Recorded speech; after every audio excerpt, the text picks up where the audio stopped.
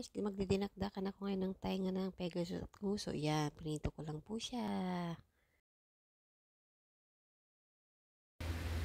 Yes, hello guys. Magluluto ko ngayon ng maaga para makagprito tayo ng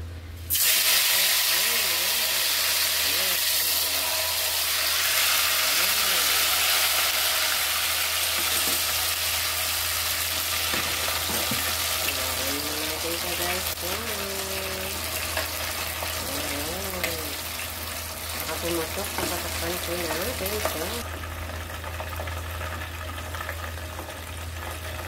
Sabi ko na din po yung nguso. Kaya lang muna natin sa guys yan ha.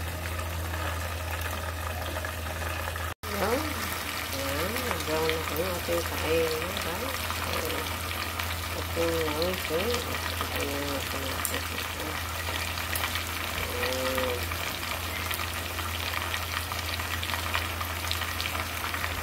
Ayan guys, nagayat ko na, hindi ko na pinakita sa inyo ha. Nilagyan ko na siya ng onion leaves. Wala tayong sibuyas, so onion leaves lang. So natimpla na po yan. Ginayat po natin ng manipis. So lagyan natin siya ng chili.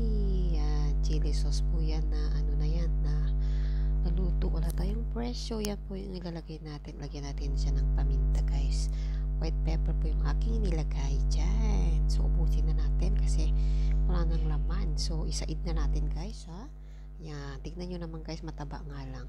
So yan, mekos-mekos lang po natin siya guys mamaya pagkatapos nating lagyan ng suka. Suka po, maganda din po kung mayroon po kayong kalamansi at fresh na sibuyas. So po yung suka ko po ay mayroong sibuyas. So yan na po yung ating minekos-mekos sa ating dinakdakan. Simpleng dinakdakan lang po ito, pero kung gusto nyo po maging social yung inyong dinakdakan, eh pwede nang pong lagyan ng mayonnaise kung wala po kayong utak ng Pegasus. Ginagamit po namin kasi mga Ilocano is yung utak talaga ng Pegasus. So yan po, mekos-mekos lang po natin. Hindi ko masyadong inanghang kasi baka magka-problema naman tayo. Meron tayong lakad. Medyo mataba nga lang siya guys, kaya prinito ko siya ng konti. Tignan nyo naman guys. So yan, so namikos-mekos na dyan guys. Yan, kung may mayroon po kayong high blood, huwag po kayong kumain ng marami niyan.